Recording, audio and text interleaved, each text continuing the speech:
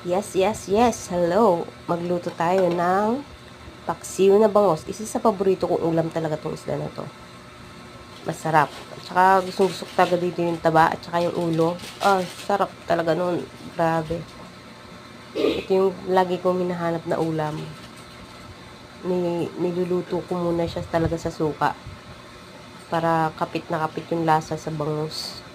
Yun nga lang, dito ko lang talaga siya niluto sa electric pot na to kasi wala pa kaming gas. Hindi naman siya pwede sa rice cooker kasi matagal talaga makaluto sa rice cooker ng mga ulam kapag naubusan kami ng gas.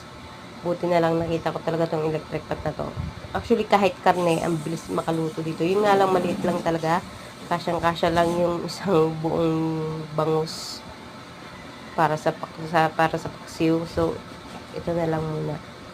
Thanks for watching.